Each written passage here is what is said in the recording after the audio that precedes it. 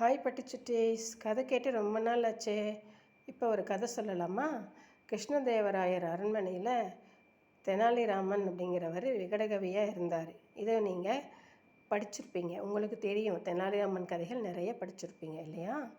இப்போ நான் உங்களுக்கு ஒரு தெனாலிராமன் கதை சொல்ல போகிறேன், சரிங்களா? அதாவது இந்த தெனாலிராமன் அவருடைய அரசவையில் விகடகவியாக அமைச்சராகவும் இருக்கிறாரு, விகடகவியாகவும் இருக்கிறாரு. அதாவது ஒரு நாள் கிருஷ்ணதேவராயர் தன்னோட அமைச்சர்கள்கிட்ட கலந்தாலோசிக்கிறாரு. அதாவது நிறையா போருக்கு குதிரைகள் நிறைய தேவைப்படுது, நம்ம என்ன பண்ணலாம் அப்படின்னு கேட்குறாரு. அதுக்கு அமைச்சர்கள் சொல்கிறாங்க, ஒரு 1000 குதிரைகள் நம்ம போய் அரேபியாவில் வாங்கிட்டு வரலாமன்னா வாங்கிட்டு வந்துட்டு அந்த குதிரைகளில் ஒவ்வொரு வீட்டுக்கும் ஒவ்வொரு குடும்பத்துக்கும் ஒவ்வொரு குதிரை ஒவ்வொரு வீட்டுக்கும் கொடுத்து அவங்களுக்கு 3 பொன் கொடுத்து அவங்கள நல்லா அந்த குதிரையை பராமரிக்கணும் அப்படின்னு சொல்லலாம். அப்புறம் 3 மாதத்துக்கு ஒருக்க கொண்டு வந்து மன்னர்கிட்ட அந்த குதிரையோட எப்படி இருக்குது, நல்லா வளர்ந்துருக்குதா அப்படின்னு காமிக்கணும் அப்படின்னு யோசனை சொல்கிறாங்க. மன்னரும் அந்த யோசனையை கேட்டுக்கிட்டு சரின்னு ஒரு குடும்பத்துக்கு ஒரு குதிரை, ஒவ்வொரு வீட்டுக்கும் ஒவ்வொரு குதிரை கொடுத்து 3 பொன் காசுகளும் கொடுக்குறாரு. நீங்கள் இந்த குதிரையை நல்லபடியாக வளர்த்தி கொண்டு வந்து அரண்மனையில் ஒப்படைக்கணும், நான் சொன்ன மாதிரி 3 மாதத்துக்கு ஒருக்க கொண்டு வந்து குதிரையை என்கிட்ட காமிக்கணும் அப்படின்னு ஆர்டர் பண்ணி அனுப்புகிறாரு. சரின்னு மக்களும் வாங்கிட்டு போய் எல்லாரும் அந்த குதிரை அரசர் சொன்ன குதிரையாச்சே, அதனால் கஷ்டப்பட்டு அதை வளர்த்துறாங்க.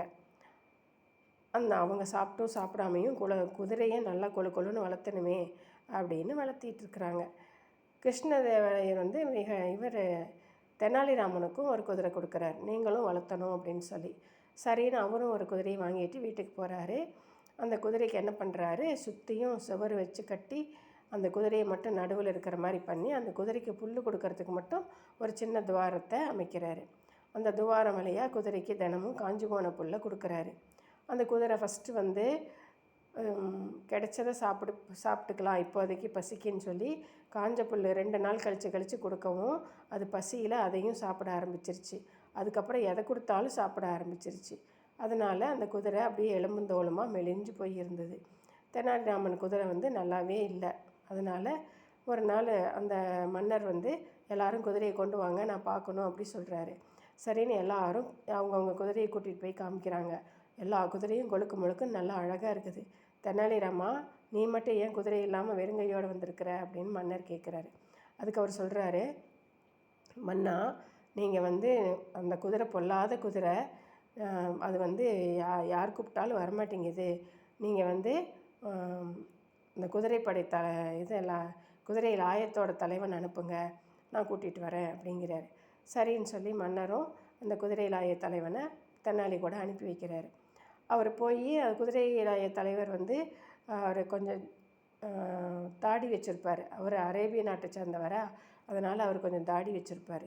சரின்னு சொல்லி அவர் போய் குதிரை என்ன பண்ணுதுன்னு பார்க்கலான்னு அந்த சந்து வழியாக எட்டி பார்க்குறாரு. குதிரை வழக்கம் போல் காஞ்ச புல் தான் கொடுக்குறாங்கன்னு நினச்சிக்கிட்டு அவரோட தாடியை கப்புன்னு பிடிச்சி இழுக்குது. வலி தாங்காமல் அலறாரு. உடனே தெனாலிராமன் அக்கம் பக்கம் இருக்கிறவங்கெல்லாம் கூப்பிட்டு மற்றவங்கெல்லாம் அந்த குதிரையோட வாயிலிருந்து அந்த தாடியை கஷ்டப்பட்டு வெட்டி எடுக்கிறாங்க, வேறு வழியே இல்லாமல். உடனே சரின்னு சொல்லிவிட்டு குதிரையை சரி மன்னர்கிட்ட கூட்டிகிட்டு போகலாம் அப்படின்னு கூட்டிகிட்டு வராங்க. அந்த குதிரை நகரவே மாட்டேங்குது. அதுக்கு தான் உடம்புல சத்து இல்லையே. பின்னாடி 2 பேர் தள்ளுறாங்க, முன்னாடி 2 பேர் இழுக்கிறாங்க. அப்புறம்தான் அந்த குதிரை முள்ள நடந்து அரண்மனைக்கு வருது. வந்த உடனே மன்னர் கேட்குறாரு, என்ன தெனாலிராமா, நான் கொடுத்த 3 பொன் காசை என்ன பண்ணனேன்? இந்த குதிரையை இப்படி தான் வளர்த்துறதா? மற்ற குதிரையெல்லாம் பாரு, இது எப்படி இருக்குதுன்னு பாரு அப்படின்னு திட்டுறாரு. உடனே தெனாலி சொல்கிறாரு, மன்னா, நீங்கள் கொடுத்த காசெல்லாம் குதிரைக்கு தான் நான் செலவு பண்ணியிருந்தா குதிரை இன்னும் முரட்டு குதிரையாக மாறி இருக்கும். இப்போவே பாருங்கள், அந்த குதிரை லாய தலைவரோட தாடியை பிடிச்சி இழுத்துருச்சு. அப்புறம் பின்னாடி 2 பேர் தள்ளுறாங்க, முன்னாடி 4 பேர் இழுக்கிறாங்க. அவ்வளோ முரட்டுத்தனமாக இருக்குது. இன்னும் நீங்கள் சொன்ன மாதிரி கொடுத்துருந்தா என்ன ஆகிறது? இன்னும் முரட்டு குதிரையால் மாறிடும் அப்படின்னு சொல்கிறாரு. அது அரசர் புரிஞ்சுக்கிறாரு. ஓ, குடிமக்களுக்கு நல்லபடியாக கவனித்து அவங்களுக்கு வேண்டியதை செய்யாமல் குதிரைக்கு எவ்வளோ செலவு பண்ணுறேனேங்கிறத சொல்லாமல் சொல்லியிருக்கிறீங்க நீங்கள். சரி, இனிமேல் நான் வந்து குடிமக்கள் மேலேயும் கவனத்தை அதிகமாக செலுத்துகிறேன் அப்படின்னு சொல்லிட்டு அவர் வந்து அரசர் வந்து அவருக்கு சரி எல்லாம் குதிரையெல்லாம் இங்கேயே விட்டுட்டு போங்க, நாங்களே வளர்த்திக்கிறோம், நீங்கள் உங்களுக்கு தேவையானதை மன்னர்கிட்ட கேட்டு என்ன தேவையோ அதை கேட்டு வாங்கிக்கோங்க அப்படின்னு அறிவிப்பு கொடுக்குறாரு. உடனே தெனாலியை எல்லாரும் பாராட்டுறாங்க. குட்டீஸ் புரிஞ்சுதா?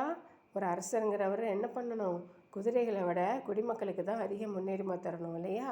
அதை விட்டுட்டு குதிரையை வளர்த்துறதுக்கு ரொம்ப முக்கியத்துவம் தந்து குடிமக்களை வந்து கவனிக்காமல் விடுறது ரொம்ப தப்புங்கிறத இந்த கதை மூலமாக தெனாலிராமன் எல்லாத்துக்கும் உணர்த்திட்டார்.